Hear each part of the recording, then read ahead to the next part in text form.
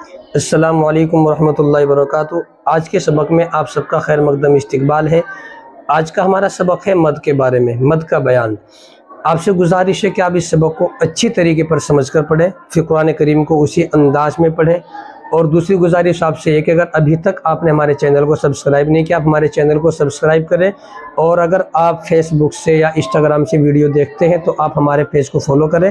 یہ حمد اور نعت اور دینی تعلیم کا آفیشیل چینل ہے، شاداب ساحل ناظمی۔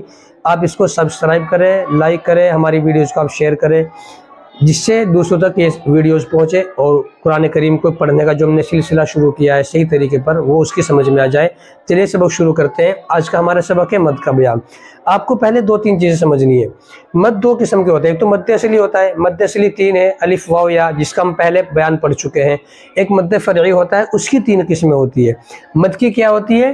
تین قسمیں ہوتی ہے۔ نمبر ایک مد متصل۔ آپ اس بات کو ذہن کا اچھی طرح سمجھ کر پڑھنا۔ مد کی کتنی قسمیں ہوتی ہیں؟ مد فرعی کی تین قسمیں ہوتی ہیں۔ نمبر ایک مد متصل، نمبر دو ہوتا ہے مد منفصل، نمبر تین ہوتا ہے مد لازم۔ تو مد کی تین قسمیں ہیں۔ مد کا بیان یا مد کا سبق مشق شروع کرنے سے پہلے یہ باتیں سمجھنا ہمارے لیے ضروری ہوتا ہے۔ نمبر ایک مد متصل، نمبر دو مد منفصل، نمبر تین مد لازم ہوتا ہے۔ اب مد متصل کسے کہتے ہیں، مد منفصل کسے کہتے ہیں، اور مد لازم کسے کہتے ہیں، اور اس کو کتنا کھینچنا ہے، اس کی کیا مقدار ہے، تو انشاءاللہ بعد تفصیل سے آپ کو بتائی جائے گی۔ پہلی قسم ہے مد متصل۔ کیا پہلی قسم؟ مد متصل۔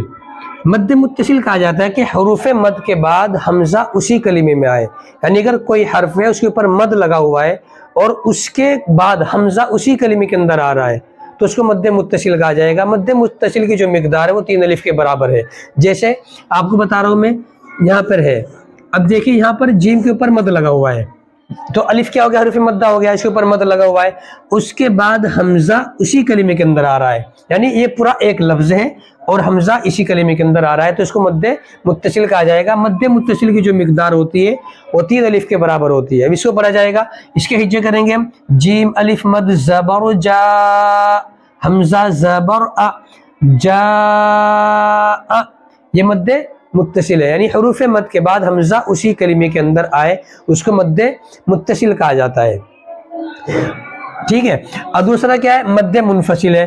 مد منفصل کہا جاتا ہے کہ حروف مد کے بعد حمزہ دوسرے کلمے میں آئے، حروف مد کے بعد حمزہ دوسرے کلمے میں آئے، جیسے جا، یہ حمزہ اسی کلمے کے اندر آ رہا ہے لیکن حروف مد ہے اس کے بعد حمزہ دوسرے لفظ کے اندر دوسرے کلمے کے اندر آ رہا ہے تو اس کو مد منفصل کہا جائے گا۔ جیسے فی امرنا، اب دیکھیں یہاں پر فی کیا ہے؟ حروف مد ہے، یا فایا زیر فی، یہ کیا مد ہے، اس کے بعد حمزہ میم زبر ام، را زیر نون الف زبر نا، فی امرنا۔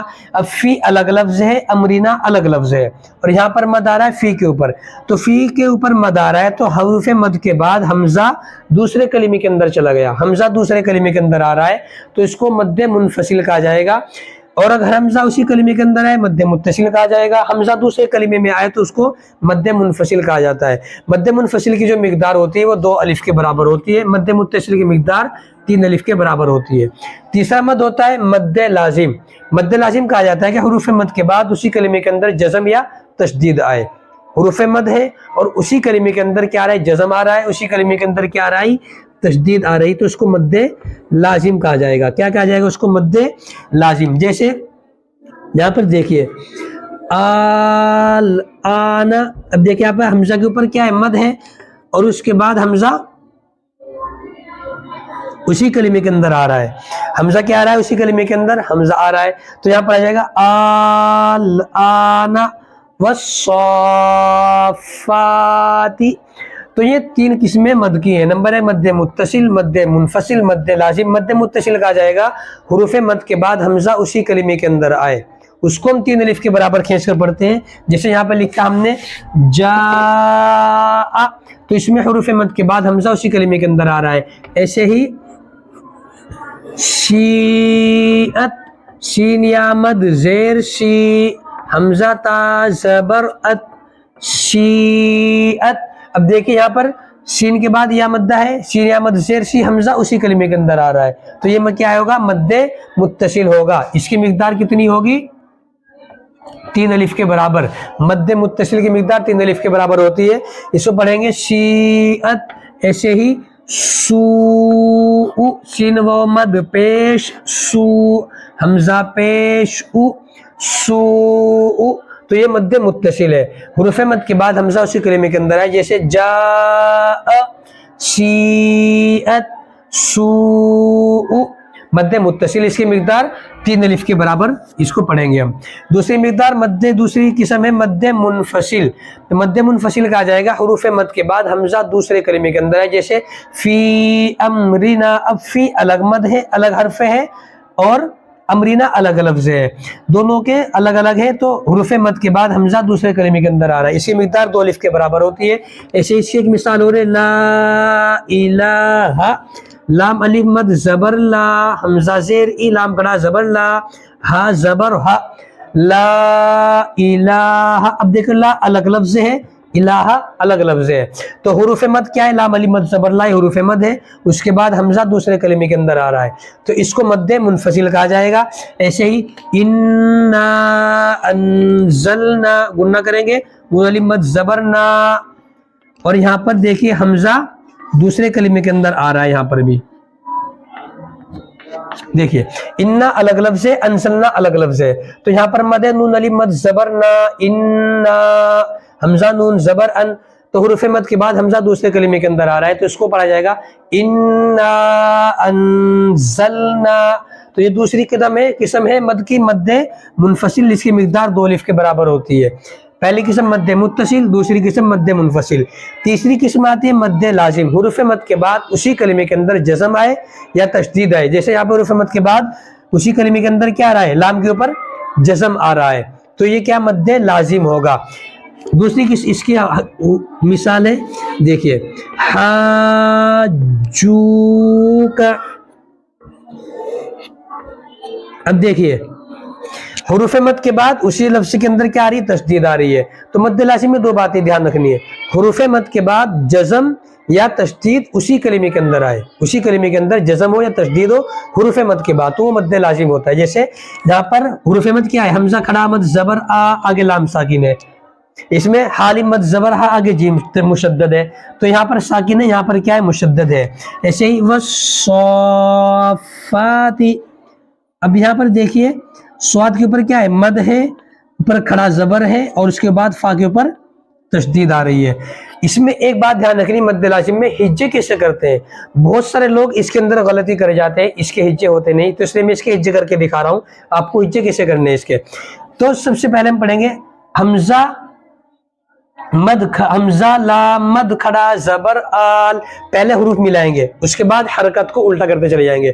हमजा लाम मद खड़ा जबर आल, इसके जैसे किए जाएंगे, हमजा लाम मद खड़ा जबर आल, हमजा खड़ा जबर आ, नून जबर ना, आल आना।